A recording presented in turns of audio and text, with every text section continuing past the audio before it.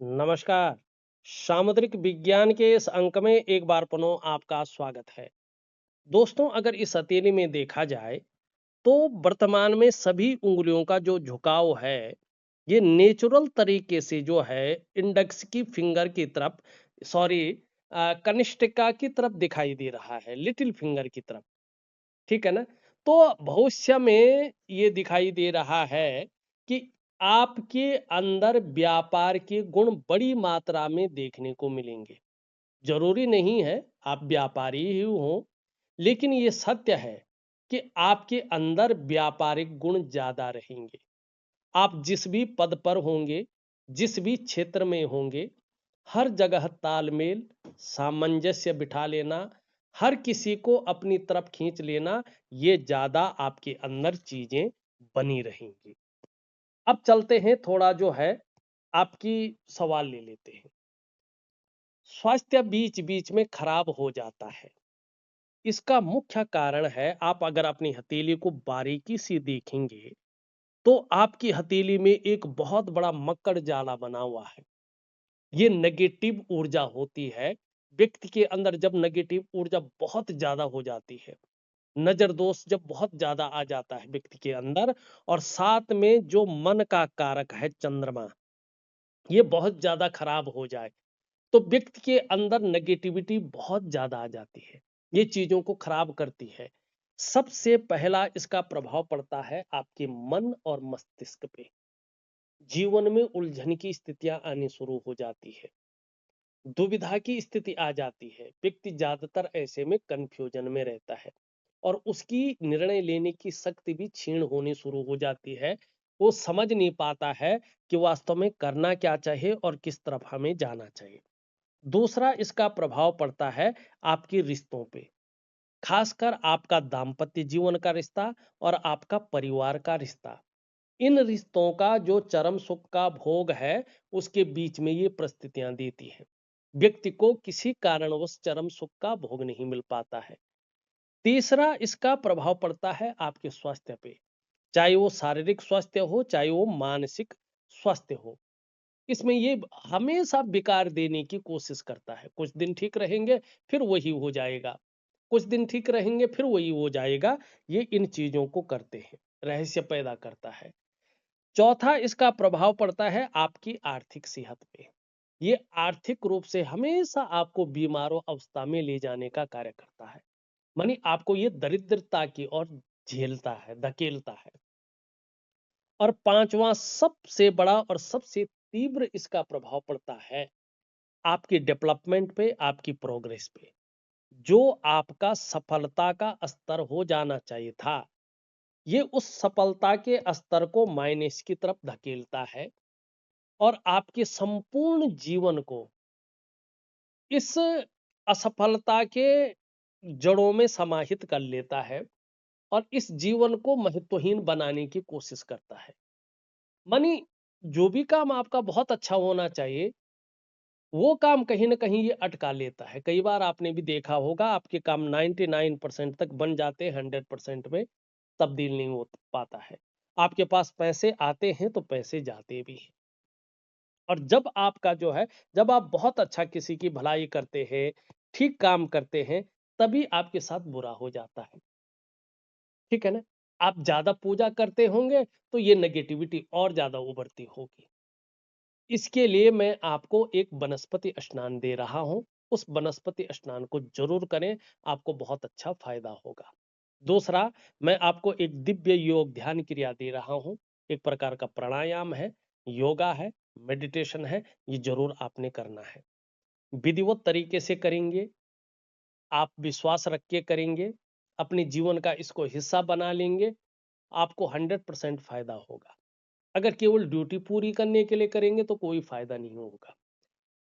तीसरी चीज मैं आपको दे रहा हूं, एक दिव्य सूर्य क्रिया। बहुत अच्छी क्रिया है, बहुत पावरफुल क्रिया है।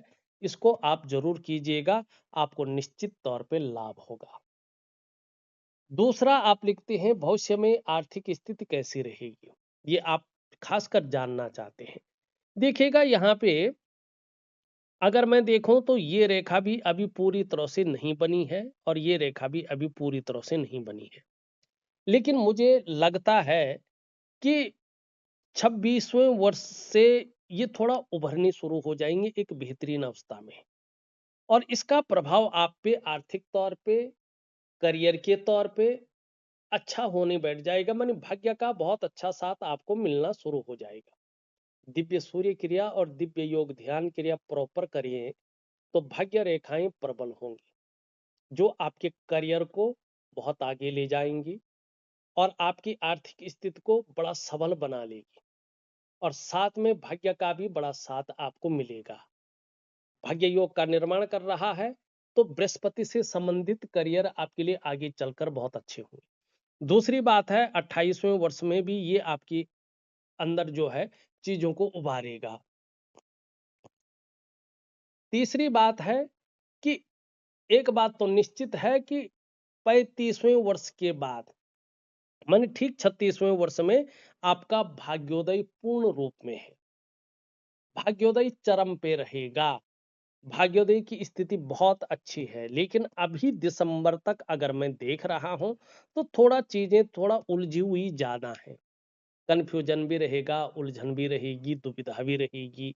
ठीक है ना, कई बार समझ में भी नहीं आएगा कि वास्तव में करना क्या चाहिए, किस तरफ जाना चाहिए। ठीक है ना, जन्म स्थान से दूर उन्नति है, जन्म स्थान में रहकर उन्नति नहीं दिखाई दे रही है। यहाँ पे अगर हम देखते हैं तो स्वतंत्र विचारधारा का व्यक्तित्व रहेगा, किसी के कंट्रोल में, किसी के आधिपत्य में बहुत ज्यादा काम नहीं कर पाएंगे। अपने मन की मालकिन है, अपने निर्णयों पे चलना बहुत अच्छा लगता है, लेकिन मैनेजमेंट की क्षमता बहुत अच्छी है, रिस्पॉन्सिबिलिटी निभाना बहुत अच्छा आता है। जल्दबाजी और ओवर कॉन्फिडेंस में कोई भी कार्य न करें, आपको नुकसान हो सकता है, इस बात का ध्यान रखना। बाकी अगर देखा जाए तो उतावलापन और जल्दबाजी आपको बड़ा नुकसान देती हुई दिखाई दे रही है। हाँ, बौद्धिक स्तर बहुत अच्छा रहेगा, इसमें कोई दो राय नहीं दिखाई दे रही है। थोड़ा अभी अगर हम बात करें चंद्रमा की, विदेश यात्रा के भी बहुत अच्छे योग बन रहे हैं।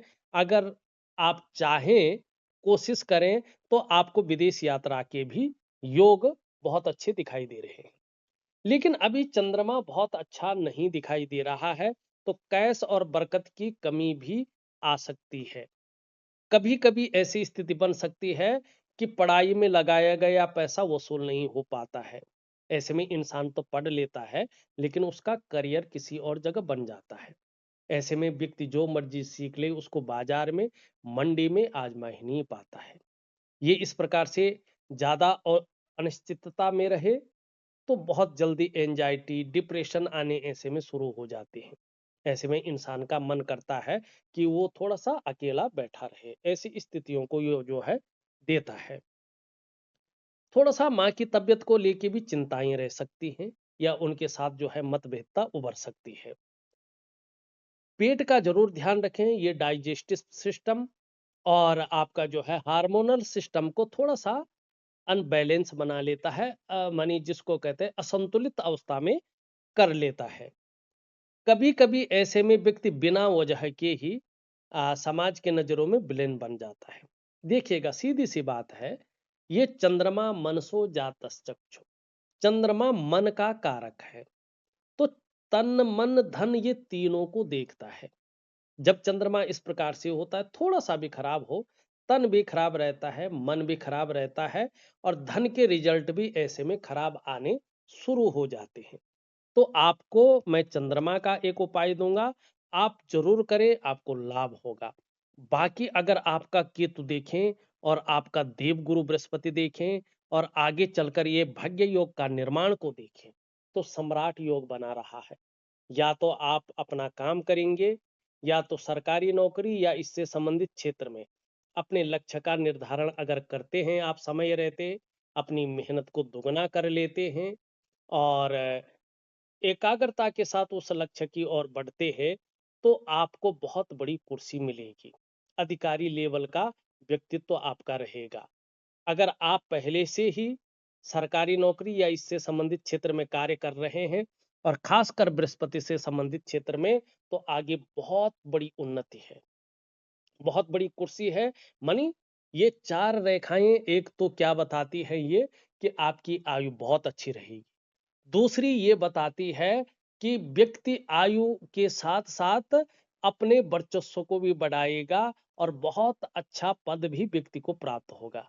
नहीं तो अगर आप अपनी जो है जिसको हम कहते हैं व्यापार की ओर जाते हैं, तो व्यापार में भी आपको बहुत बड़ी तरक्की मिलेगी। तो इस अंक में बस इतना ही। एक नए अंक के साथ पुनः उपस्थित होऊंगा, तब तक के लिए नमस्कार।